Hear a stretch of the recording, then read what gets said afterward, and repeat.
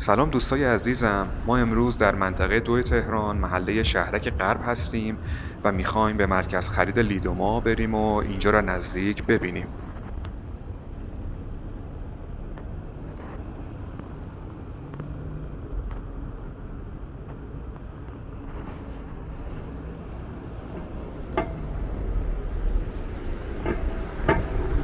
این مرکز خرید در سال 94 افتتاح شده و دقیقاً بین پاساژ میلاد نور و مرکز خرید پلاتین قرار داره.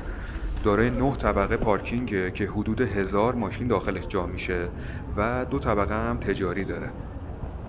شاید خیلی‌ها ندونین که لیدوما به چه معناه. اسم لیدوما نام یکی از شهرهای دوران هخامنشی گرفته شده که این شهر در بین راه تخت جمشید و شهر شوش بوده. شما میتونید در این مرکز خرید انواع لباس‌های زنونه و مردونه، پوشاک ورزشی، ساعت و عینک، دکوراسیون خونه، کیف و کفش، طلا و جواهر، لوازم آشپزخونه رو ببینید و بخرید. از نظر قیمتی هم میتونم بگم که باز قیمتی اجناس این مرکز خرید به دلیل اینکه خب در محله گرون قیمت شهرک غرب واقع شده تقریباً متوسط رو به بالاست.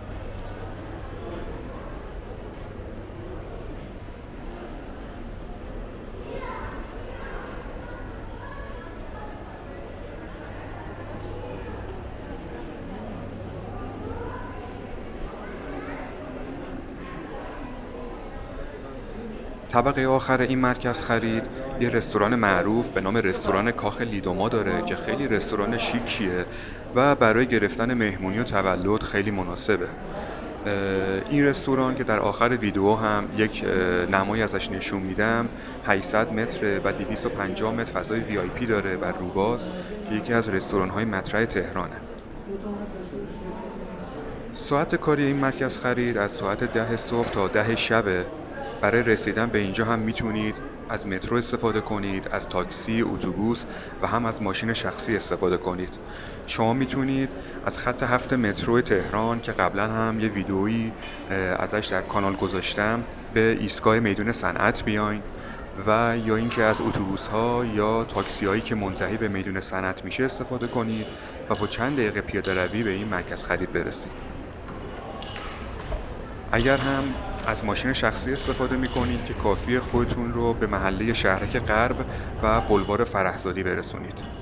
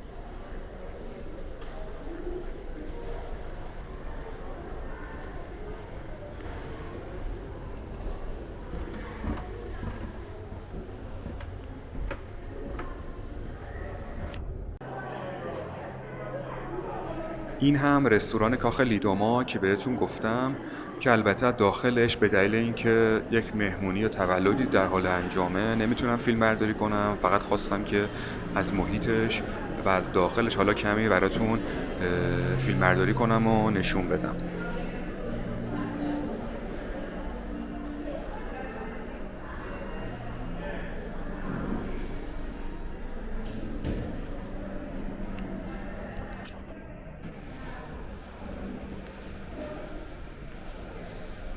خیلی ممنون دوستای عزیزم بابت حمایتی که میکنید.